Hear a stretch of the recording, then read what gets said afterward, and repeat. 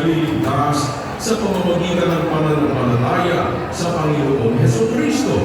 Ang mga tunay na sumasampalataya sa Kanya ay makikitang sumusulong sa pagkatuto, sa pagdulong sa mga turo ng banal na kasulatan na ikaliligtas.